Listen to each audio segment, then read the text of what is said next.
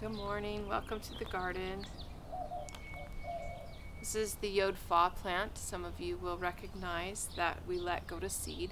It was fall planted and carried over the winter and then flowered and then created seed pods.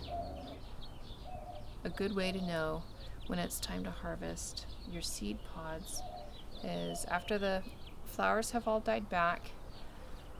The pod itself is quite bumpy. It's filled with seeds. And then another sign is the birds have started coming after them.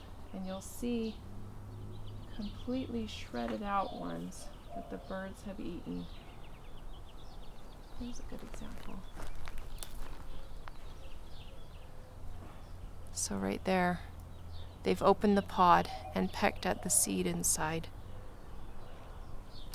So anyways, one problem I come across though, I love it when I can let seeds go dry on the vine. If I pop this open, you'll notice that the seeds are still a little damp and green. You wouldn't be able to plant that. It's mushy and wet.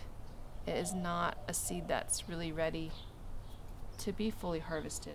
So my approach to harvesting seeds from the Yod Fah plant is very similar to what I tried to do last year when I harvested kale, and it worked. What I did is I harvested the pods, didn't open them, and left them to dry on the kitchen windowsill. And then I popped them open, planted them, and got kale plants. So I'm hoping the same thing will work for the Yod Fah, crossing my fingers. I suppose there's other approaches you could take. I think you could probably put something over this to protect it from the birds and let it keep drying on the plant.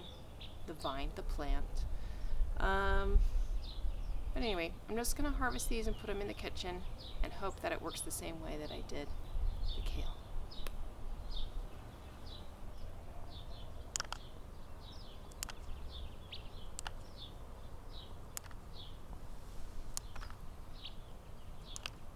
And I'll leave some on the plant for the birds too.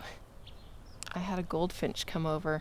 It landed right, 2 feet away on that garlic plant, saw me and then flew away.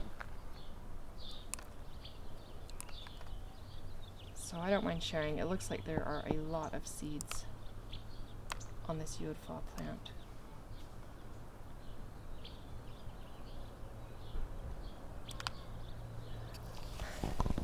Couple more notes.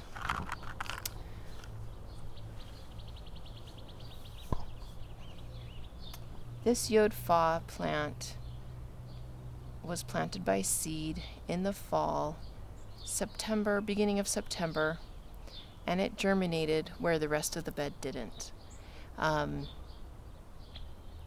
The rest of the bed didn't because we had one more heat wave. Mid-September, it was about 108 degrees on September 15th.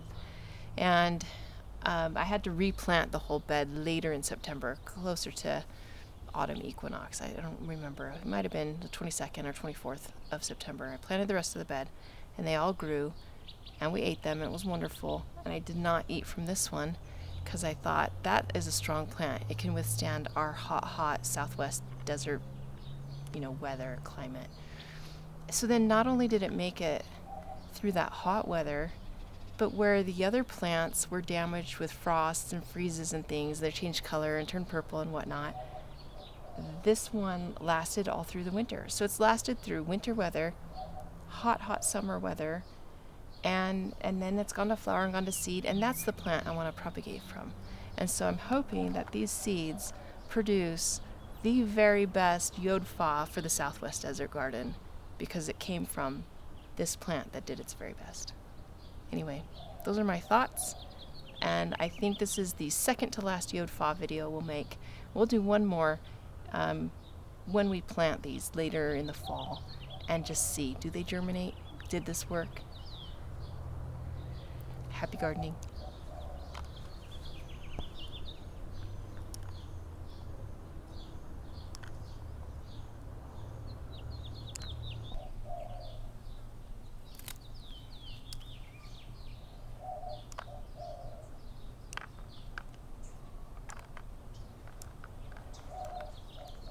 need another container. They really did produce a lot, and there's a ton more still. Did you like the Yod Fah? I did.